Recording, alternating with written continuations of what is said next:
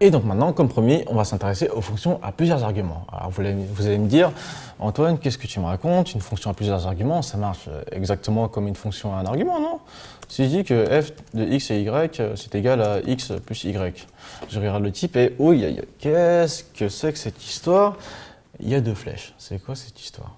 Que je comprends pas là.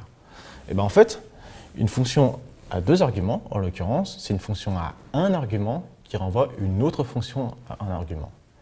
C'est un phénomène que OCaml utilise par défaut et qui s'appelle la curification, dont le nom a été donné en hommage à Haskell Curry, qui est un informaticien et mathématicien américain du début du XXe siècle. Et du coup, f, cette fonction à plusieurs arguments, elle est un petit peu spéciale parce qu'elle renvoie une fonction. Jusque-là, on a vu des fonctions qui utilisaient des types atomiques comme argument et qui renvoyaient des valeurs atomiques. Ça, c'est ce qu'on appelle des fonctions du premier ordre.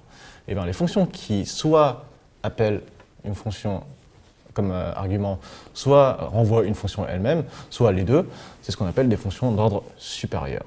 C'est une notion qui est importante, c'est aussi un point de vocabulaire, c'est super important. Et donc, je reviens à notre fonction f. J'ai dit que c'était une fonction à un argument qui renvoie une fonction, c'est-à-dire que je peux l'appeler avec un argument, le premier. Oui, je peux. Si je dis que f de 2, eh ben c'est quoi? Du coup, c'est une fonction à un argument, c'est-à-dire la fonction qui est à l'intérieur et qui est renvoyée.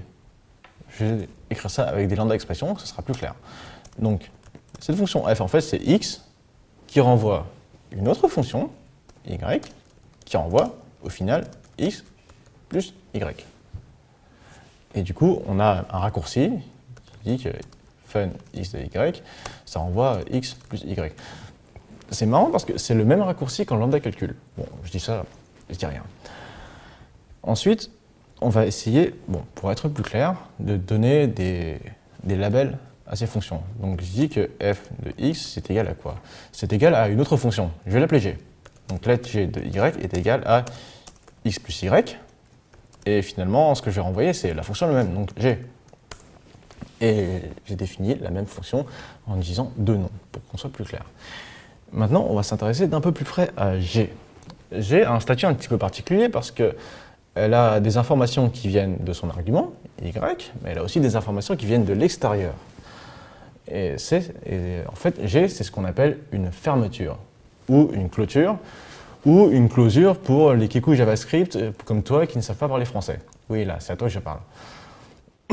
Et d'ailleurs, en parlant de kikous JavaScript, on va voir un petit exemple pour les fermetures. Si je dis que n est égal à 2 et que f de x est égal à x plus n, mais qu'ensuite je change d'avis, en fait, n c'est égal à 4, eh bien, f de 0, ça sera égal à combien? 2 ou 4? Eh bien, en fait, 2. C'est une surprise, je suis surpris. Et qu'est-ce que ça nous dit? Ça nous dit que le n, l'expression n, dans la définition de f, a été fixée au moment où on a défini f.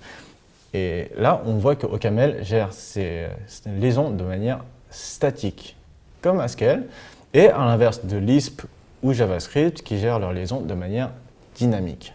C'est très important à saisir comme différence parce que c'est une des grandes forces d'OCaml et de la programmation fonctionnelle à mon humble avis. Donc, on va récapituler un petit peu. Une fonction à plusieurs arguments, c'est quoi? C'est une fonction d'ordre supérieur parce qu'elle renvoie une fonction et, comme le dit le phénomène de curification, c'est une fonction qui prend un argument et qui renvoie une autre fonction. Du coup, cette fonction, on peut l'appeler avec un argument, le premier, et du coup, ce qu'on fait, c'est une application partielle. Et donc, on renvoie une fonction qui est intérieure à cette fonction, et cette fonction a un statut particulier puisqu'elle s'appelle une fermeture. Donc voilà, c'est tout pour moi pour cette grande vidéo avec les fonctions à plusieurs arguments, les fonctions d'ordre supérieur, et on va se voir tout à l'heure pour les labels et les arguments par défaut et les arguments optionnels.